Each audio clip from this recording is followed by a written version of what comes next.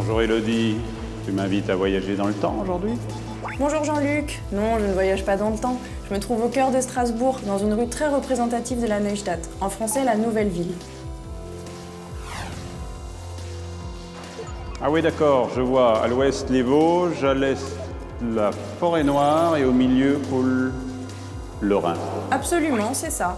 Et cette position géographique est directement liée au travail de ces deux personnes et à l'histoire de ce quartier.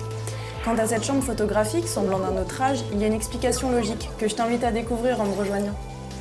Ok, tu bouges pas, j'arrive. Pendant que Jean-Luc nous rejoint, faisons une petite révision d'histoire de France, ou plutôt d'Europe. Remontons en 1870, lorsque l'Empire français déclara la guerre à la Prusse. 6 mois plus tard, la France capitulait et rendait à l'Allemagne unifiée l'Alsace et la Moselle, qui avaient été annexées par Louis XIV en 1681. La Neustadt, c'est la vitrine de l'Allemagne prussienne quand Strasbourg fut promue au rang de capitale régionale. Mais il fallait encore que cette cité affirme son rôle de centre économique dans l'Allemagne du Sud-Ouest. Ainsi, entre 1870 et 1914, la population de la ville passa de 70 000 à 180 000 habitants, et sa surface tripla.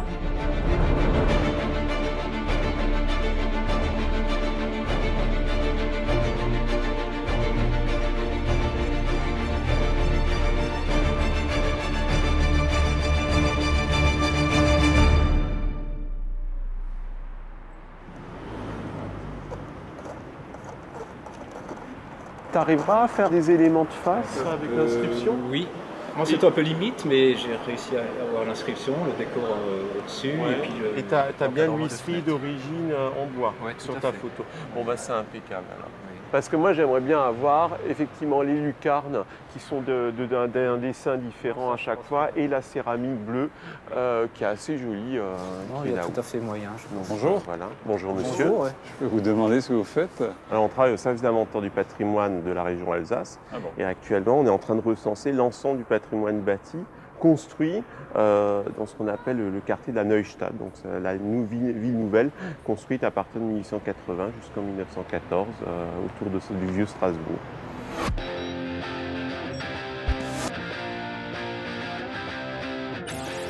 Et vous travaillez encore avec des chambres, Oui, piscina? dans certains cas, disons que le numérique prend de plus en plus d'importance, bien évidemment, mais dans certaines situations un peu difficiles, c'est tout à fait satisfaisant de travailler la chambre. Ça m'intéresserait de voir ça, c'est possible? Bien sûr, mais oui, tout à fait. Ok, on peut vous emmener dans notre service Oui. qui est basé dans l'ancien palais impérial, Bah, qui est à c'est 2 juste pas à côté, d'ici. bah. On peut Ouais, y je aller. vous suis, moi, Bah, y a pas de écoutez, souci. Très bien. moi je pense que je vais laisser mes collègues ici continuer à faire Oui, à une terminer prise de notre vue travail. dont on a convenu. Et puis si vous voulez m'accompagner, Ah, vous me prenez au mot alors? bah écoutez, Bon, pas bah. de souci. On y va. Venez. À plus tard. À plus tard.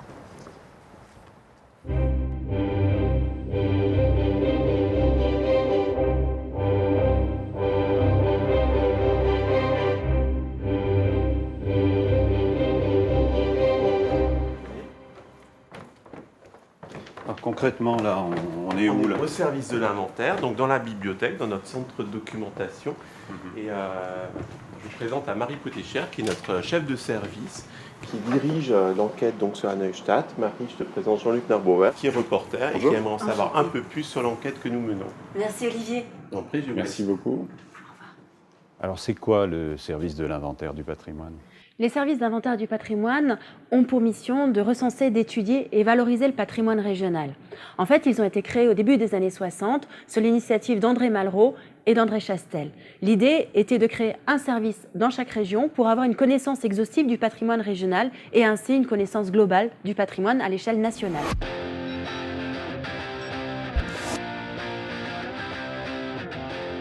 Patrimoine régional, c'est surtout d'architecture dont il s'agit. Alors. D'architecture, d'objets d'art, d'urbanisme, c'est tout ce qui constitue notre quotidien. Mais venez avec moi, je vais vous montrer quelque chose. Ok, avec plaisir.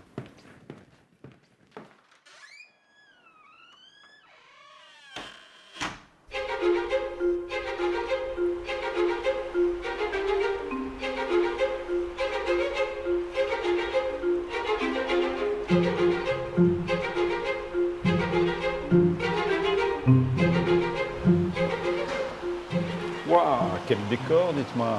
Eh oui, nous sommes ici au Palais du Rhin, En fait, c'est l'ancien palais impérial qui avait été construit par l'architecte berlinois Hermann Egert pour abriter l'empereur lors de ses venues à Strasbourg. Il avait été initialement construit pour Guillaume Ier, mais celui-ci n'y résida jamais puisqu'il mourut avant la fin des travaux. Et c'est Guillaume II qui y résida à plusieurs reprises quand il venait à Strasbourg, bien qu'il n'aimait pas beaucoup le palais, qu'il trouvait trop pompeux.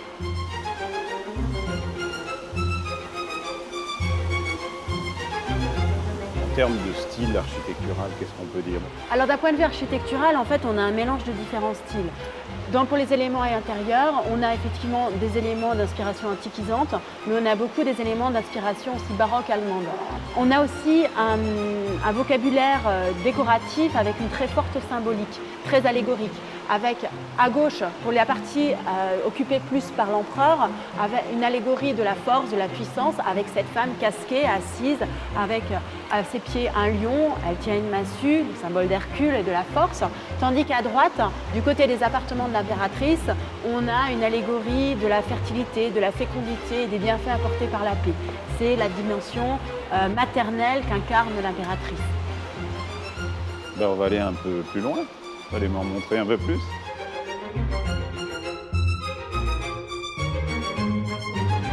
Marie, est-ce qu'on n'a pas tendance très souvent à réduire un peu la Neustadt à l'axe impérial, ce grand axe magnifique qui est devant nous là?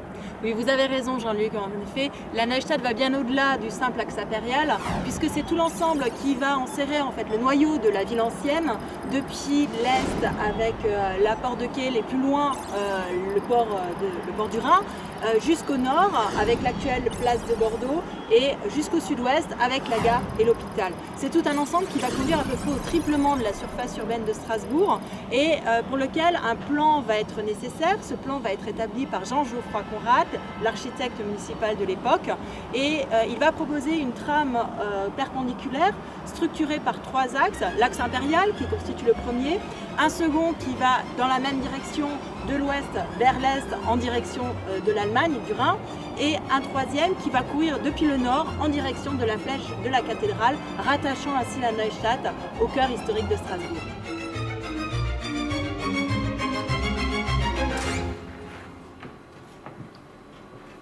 Ah, bonjour. C'est déjà rencontré quelque part, je On crois. s'est rencontrés rue du Général Rapp, il me semble. Ah, vous êtes photographe ou chercheur à l'inventaire, c'est ça? Non, du tout, je suis cartographe. Ah, autant pour moi.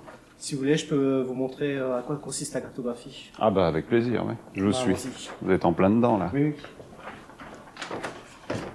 Superbe.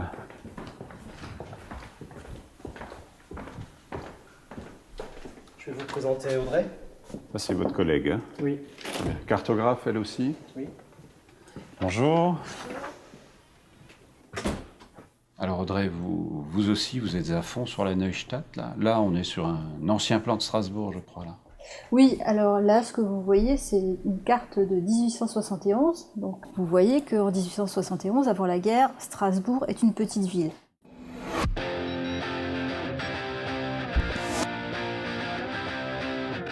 Vous voyez, c'est une petite ville de province qui est limitée dans ses fortifications de Vauban. Et puis, lorsque les Allemands viendront, progressivement, les fortifications seront rasées. Et puis, les Allemands construiront une nouvelle ville. Voilà, en bleu, l'emprise de la ville telle qu'elle a été construite par les Allemands et telle qu'elle existe aujourd'hui. Oui, c'est considérable. On voit bien qu'elle est construite tout autour de Strasbourg, à la place des fortifications, et pour une large part au nord-est de la ville. Et en fait, il ne reste plus bien grand-chose de Vauban, du coup.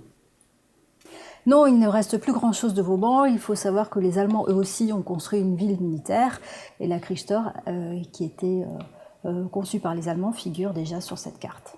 Et à ce sujet, il y a d'ailleurs 2 chercheurs de l'équipe, Elisabeth et Jérôme, qui actuellement sont en train de l'étudier.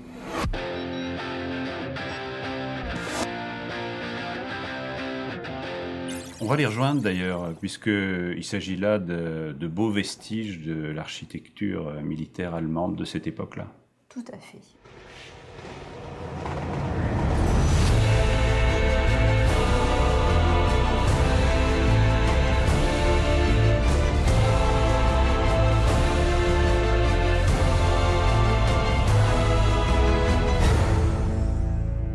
là, Elisabeth, on est dans le quartier des Remparts, sur la rue des Remparts. On est à peu près à cette hauteur-là. Oui, exactement. En quoi cet élément fortifié est intéressant pour l'histoire militaire de la ville de Strasbourg?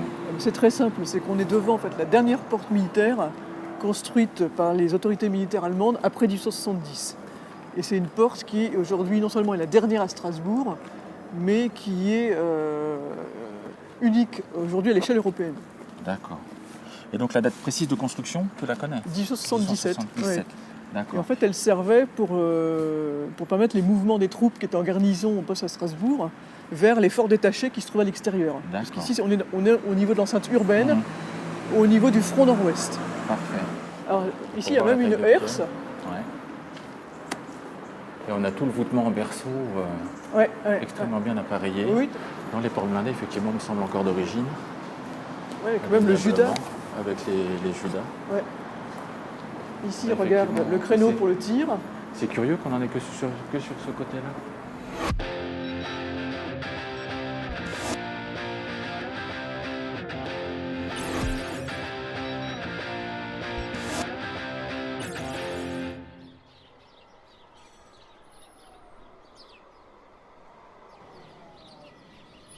Alors Olivier, la Neustadt, c'est une passion. J'ai l'impression c'est une passion, c'est l'histoire de la ville, je suis strasbourgeois, donc voilà. C'est pas... J'y habite en plus, donc vous habitez simple. dans Strasbourg. Ouais. Voilà. Alors la Neustadt, ici on est dans le cœur de la Neustadt avec ce superbe axe impérial. D'un côté, le pouvoir politique, de l'autre, le savoir. Alors exactement, Jean-Luc. On est sur l'ancienne Kaiserplatz, la place impériale, qui sert de pivot de communication entre la vieille ville qui est devant nous. La cathédrale. Et voilà, cette nouvelle ville construite par les autorités allemandes qui s'étale derrière nous, dans cette direction-là, avec effectivement l'axe de Prestige. Et autour de cette place vont être construits entre 1884 et 1911 l'ensemble des plus grands bâtiments d'administration impériale en Alsace-Lorraine, le Palais du Rhin, le Palais de la Diète d'Alsace-Lorraine, l'ancienne bibliothèque universitaire impériale du Land et les bâtiments des ministères qui vont être les derniers à être construits à ce moment-là. Et on peut effectivement continuer notre visite vers Saint-Paul. On y va.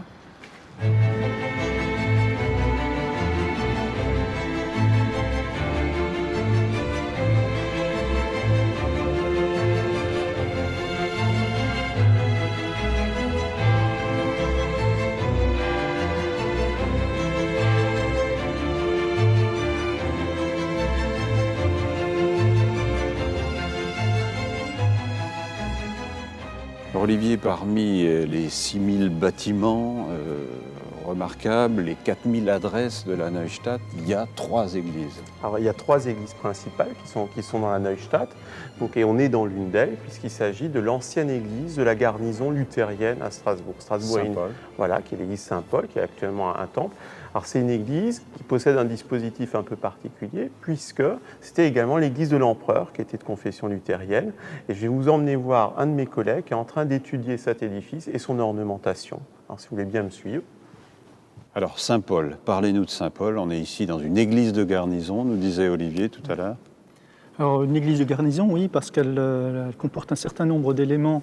Bon, elle était destinée aux militaires, évidemment, et donc elle comporte un certain nombre d'éléments caractéristiques, notamment la tribune qui était réservée à l'empereur et à sa famille, que vous avez ici, donc qu'on a remplacé par un orgue. Oui, voilà, c'est ça.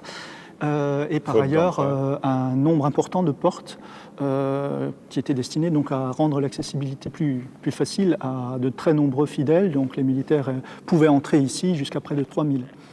Et donc ils entraient dans un ordre évidemment particulier, selon un protocole très réglé. Voilà.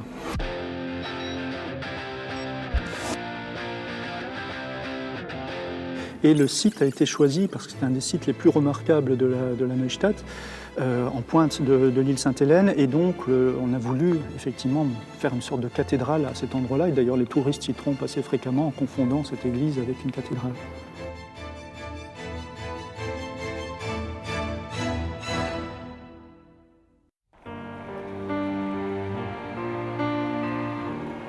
Dès 1871, il avait été décidé de construire à Strasbourg la plus moderne des universités de l'Empire germanique. Moins de 2 km séparent le palais impérial du palais universitaire. et qui, mieux que Goethe, à la fois poète, romancier, dramaturge, mais aussi homme d'État, passionné par les sciences et la diplomatie, pouvait trôner devant les portes du savoir. Alors Emmanuel, après le pouvoir politique, voici la science, le savoir. On est sur les marches du savoir. On est entre deux palais. Il y a grosso modo 500 mètres qui nous séparent du palais du Rhin. Qu'est-ce qu'on peut dire du palais universitaire ? C'est un bâtiment également extrêmement riche et extrêmement chargé, non seulement en matière de décor, mais aussi presque idéologiquement, en fait, pour montrer un petit peu la puissance de l'Empire allemand. Avec un certain nombre de ses représentants, des grands scientifiques, des grands littéraires. Après Goethe, nous voilà entrant dans l'enceinte du savoir. On y va ? Oui.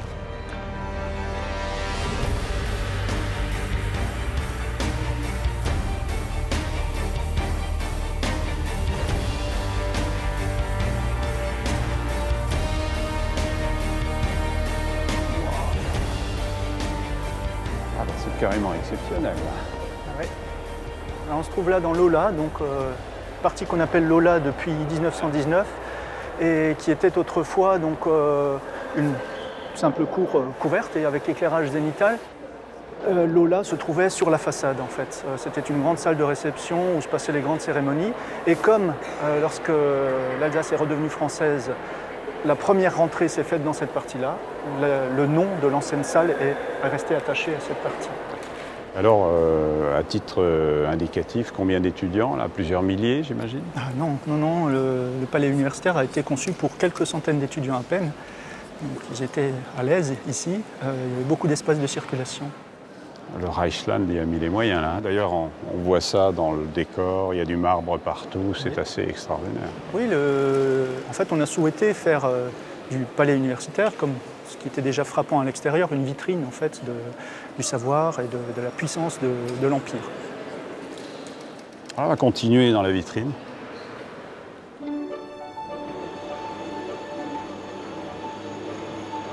Bonjour Delphine. Bonjour.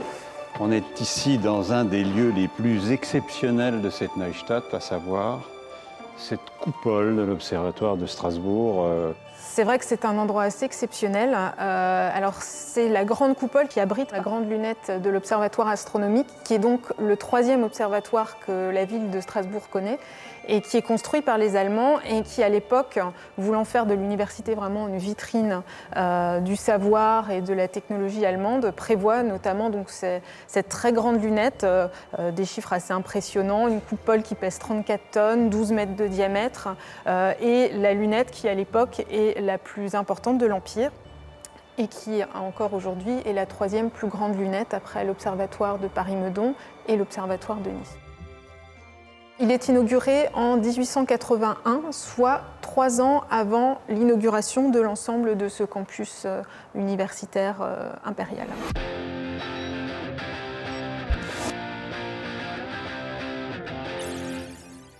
L'observatoire fait partie des tout premiers bâtiments qui sont construits dans le cadre de ce grand projet de campus universitaire, effectivement.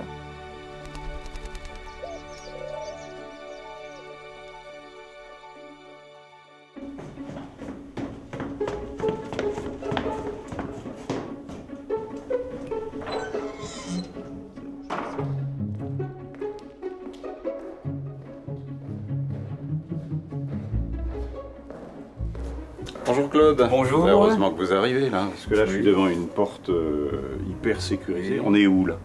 On va y aller, je vais vous montrer. Ouais.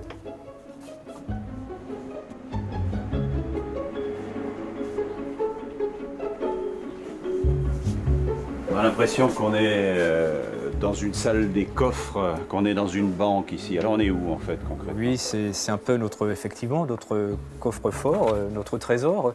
Ici, on est dans la photothèque. C'est ici qu'on archive toutes les photos argentiques qui ont été réalisées depuis 1964 dans le cadre des missions d'inventaire. Donc ça représente environ 250 000 images. Qui sont stockées de façon extrêmement soigneuse. Bien entendu, elles sont stockées à hygrométrie et température constante, c'est-à-dire 17 degrés de température toute l'année et 30% d'hygrométrie.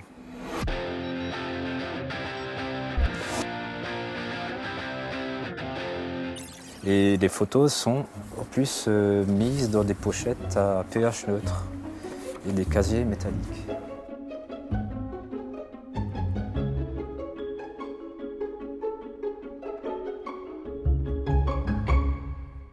Claude, qu'est-ce que vous êtes en train de faire là? Là, on vous a quitté dans votre cave et Oui. on vous retrouve derrière un ordinateur.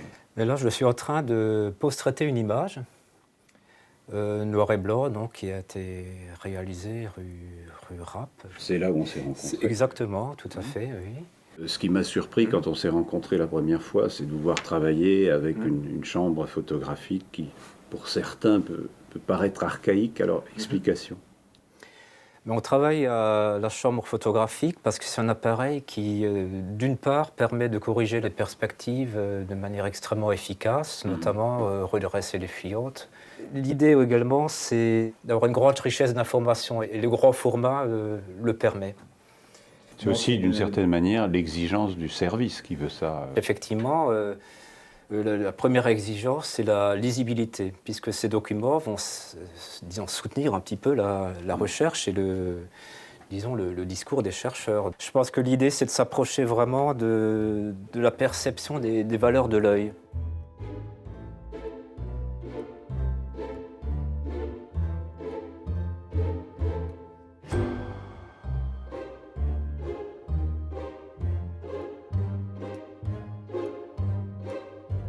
Mais la Neustadt se devait d'accueillir toutes les classes sociales. Les travailleurs géants du pont des 4 Hommes, actuellement le pont Kennedy, honoraient la classe ouvrière.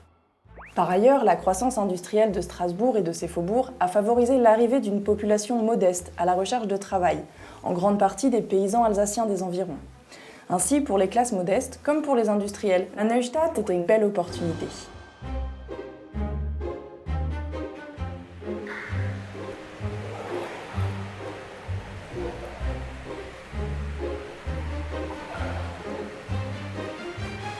Bonjour Emmanuel. Alors, on vous a vu dans une église, on vous retrouve à la piscine. Oui, Changement de programme. exactement, oui, on poursuit les opérations d'inventaire. D'accord. Alors l'inventaire traverse les bains romains, de toute évidence. Ce bâtiment est particulièrement représentatif à cet égard puisqu'il combine à la fois l'hygiène, enfin la fonction d'hygiène, la détente également, et aussi des parties médicinales, des soins médicinaux. Très rapidement, les Strasbourgeois se sont appropriés les lieux et ça a eu beaucoup de succès. Il y avait également un solarium en toit, enfin sur les toits, donc tout ça servait vraiment a été très attractif pour les nouvelles offres pour les Strasbourgeois. Très peu de choses ont changé. On se trouve actuellement donc au-dessus des bains qui sont actuellement mixtes mais qui étaient réservés aux hommes à l'origine. Un autre grand bain, mais plus petit que celui-ci, se trouve à côté, était limité, enfin réservé aux femmes. Alors effectivement, les installations sont encore les installations anciennes pour leur grande majorité. Vous avez les verrières qui sont encore en place, les cabines, les crachoirs en cuivre, même la robinetterie à certains endroits et les poignées de porte. Et tout ça a coûté extrêmement cher, et beaucoup plus cher que ce qui était prévu. Et donc, malheureusement, la ville et l'architecte à l'époque ont été accusés d'avoir un peu explosé le budget.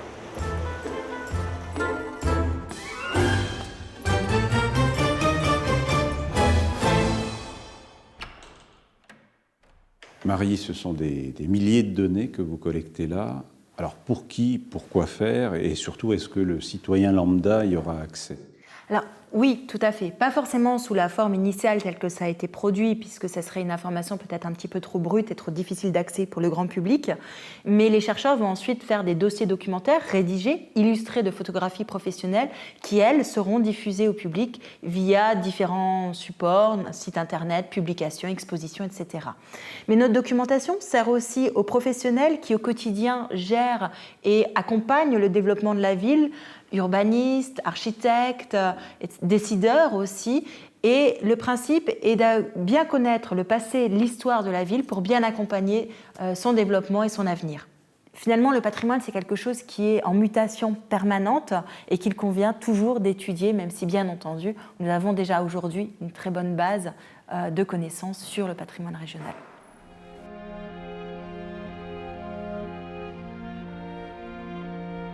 Éric Chanderowski, vous êtes directeur de l'urbanisme et de l'aménagement de la ville de Strasbourg. Comment est-ce qu'on gère un héritage conséquent comme celui de la Neustadt ? Fondamentalement, la Neustadt, ça fixe une référence très forte dans l'urbanisme strasbourgeois, à la fois dans l'organisation territoriale, qui est aujourd'hui largement déterminée par cet héritage, mais également sur la manière dont on a fait la ville à une époque et dont on peut s'inspirer largement pour penser la ville d'aujourd'hui. L'architecture allemande, en fait, elle s'est beaucoup inspirée de toutes les architectures européennes. Quand vous êtes dans la Neustadt, vous trouvez des morceaux de Bruxelles, de Londres, de Paris, et cette architecture du 19e, début 20e, elle est très européenne. Et en fait, les Allemands nous ont légué aussi autant un savoir-faire urbain qu'une architecture. C'est donc en quelque sorte l'Europe avant l'heure. C'est l'Europe avant l'heure avec la Neustadt. La Neustadt de Strasbourg est un témoignage exceptionnel de l'architecture et de l'urbanisme wilhelmien qui couvre la période de 1870 à 1918. C'est aussi en quelque sorte un quartier paradoxal, puisqu'il aura fallu que ce soit dans une ville française que l'on retrouve aujourd'hui quelques fleurons de l'architecture allemande de la fin du 19e et du début du 20e siècle. La Neustadt est aujourd'hui l'objet de toutes les attentions, en particulier de celles des hommes et des femmes du service de l'inventaire du patrimoine de la région Alsace, qui, à leur manière, inscrivent chaque immeuble dans le grand inventaire de l'histoire de Strasbourg.